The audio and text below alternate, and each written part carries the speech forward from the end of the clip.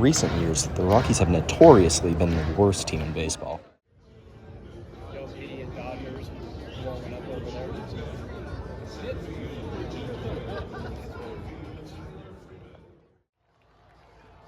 However, that has all changed this season where the Rockies have been doing shockingly good, especially against the Dodgers. I think they did good. I'm surprised that they tied. Tied because last season they kind of lost to them. I'm surprised that they didn't lose and tied, which means the Rockies are improving. And I hope that in their next game they can win and go against the teams again.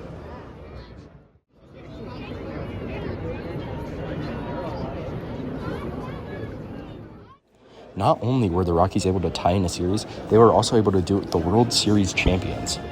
This gives hopes to Rockies fans and how they would be able to do against the Padres in their next series. Some, however, had doubts. I think they might make a comeback from them and actually win it, but who knows? It's more of a chance to how they play. The Rockies have been a terrible baseball team recently. While this could be a sign of the Rockies' future, we'll just have to wait and see. This is Quinn Costume for CVTV, signing out. What's up, Sabercats? I'm Gage. And I'm Blake. Today is bittersweet because it's the last show for the 2026 graduating class. Hey Gage, speaking of our seniors, where do you think all of our seniors will be in 10 years? I don't know, but a lot can happen in 10 years. Let's take a look at our seniors and their goals for the future. Oh, the places you'll go. Congratulations. Today's your day. You're off to great places. You're off and away. Where do you see yourself in 10 years? I see myself, hopefully, I'll be graduated from undergrad, and then I'll be leading some sort of a post-grad on the track of law school, because I don't want to be a lawyer. So hopefully undergrad will go well, and then I'll be working toward my law degree, so doing some postgraduate study, and then eventually I'll probably go for my master's. You have brains in your head, you have feet in your shoes. You can steer yourself any direction you choose. You're on your own, and you know what you know. And you are the guy who'll decide where to go. I see myself in 10 years being a policymaker or as an economist. I mean, I'm going to Montana State to study economics and finance, and I really like the aspect of, being involved with policy changes to the economy, and so I want to be a part of that. You'll look up and down the streets. Look them over with care. About some you will say, I don't choose to go there. With your head full of brains and your shoe full of feet, you're too smart to go down any not-so-good street. In 10 years, I see myself working on cars still. By then, I'll definitely be married. Hopefully, I can have some sort of specialty on what I'm working on cars, because right now I'm still trying to figure that out. But hopefully in the future, that far in the future, I figured out what I wanted to do with the automotive industry, and I hope I'm making a lot of money. And you may not find any. You'll want to go down. In that case, of course, you'll head straight out of town. In 10 years, hopefully I'll have graduated from college and I'll be pursuing a career in the film business. And by 10 years, I think my goal is to be directing my own films and playing movies that everyone can see across the world. Out there, things can happen and frequently do to people as brainy and footsie as you. And when things start to happen, don't worry, don't stew. Just go right along. You'll start happening too. So, be your name, Bucksbaum or Bixby or Bray, or Mordecai, Ali, Van Allen, O'Shea. You're off to great places. Today is your day. Your mountain is waiting. So get on your way. I'm Blake Goodwin, signing off for CVTV.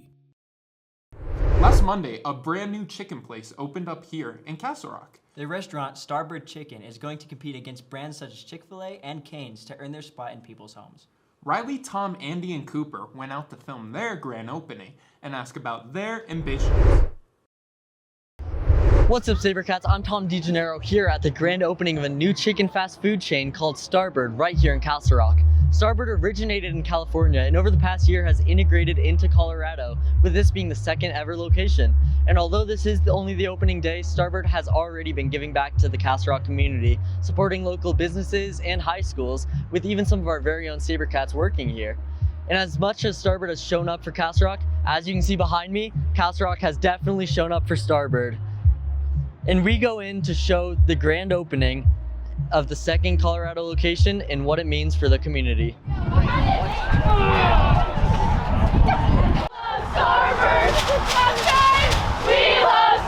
Actually, Starbird has more than 20 locations across the United States. Right now we're located throughout California and also have recently expanded to Colorado.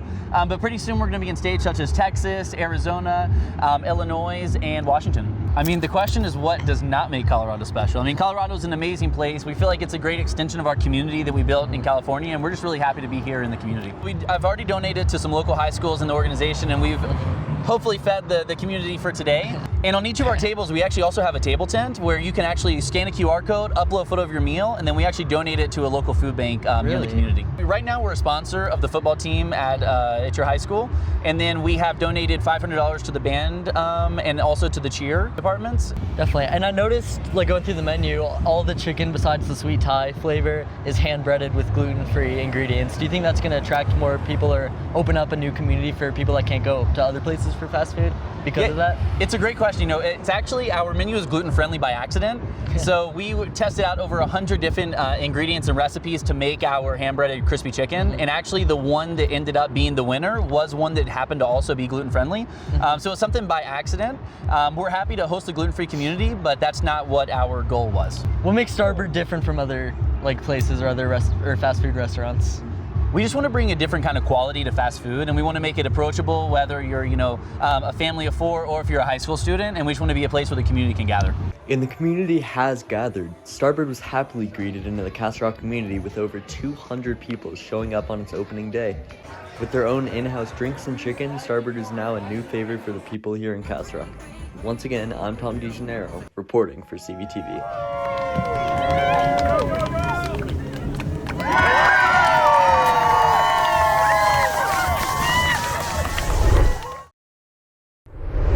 If you want somewhere new to go out for lunch, make sure to check out Starbird. If you live in Castle Rock, you've probably seen the star lit up during the winter, but do you know why? Gabby, Alyssa, Peyton, Noah, and Audrey went out to explore the hike up to the rock and tell you the history. The 45-foot star lit with 100 light bulbs was pulled up the rock, rod by volunteers from Castle Rock, many of which were from the fire department, which now manages the star and lights it every year. Saturday before Thanksgiving at the star lighting. The star was first built in 1936 when George P. Stewart bought the land it was built on and wanted to build the star as a beacon of hope amidst the Great Depression and the Dust Bowl. Today continues to be lit during occasions besides the holidays, from Broncos Super Bowl wins to the COVID pandemic and even 9/11. Between 1942 and 1944, the star was left dark due to the World War II energy conservation, and it was lit in the form of a V during the end of the war for victory. Castle Rock has the most interesting history. Thanks for the history lesson. Looking for something new to listen to? Well, episode 5 of the Sabercat Chat has been released, and this time they take a field trip to compete in different challenges. Here's a little preview of this week's episode at Boondocks.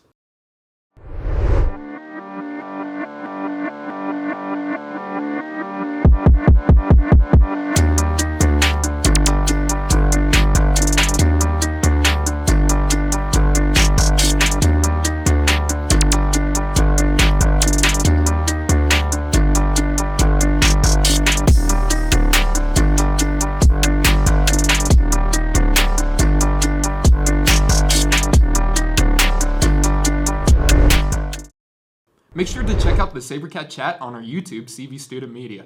One night, until 12 a.m., Crash and some friends stayed the night at CV. Here's a preview, so let's check it out.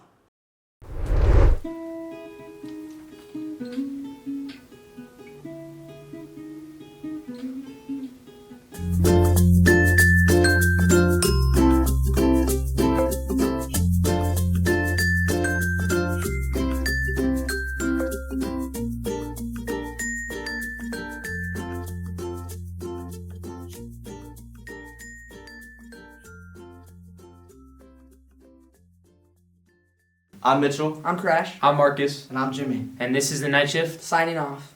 See ya. Looks like they had a lot of fun. It's crazy how different CV is at night. 2 Fridays ago, families at CV received shocking news. Principal Dr. Templeton announced that she will not be returning to Castleview in the fall of 2026.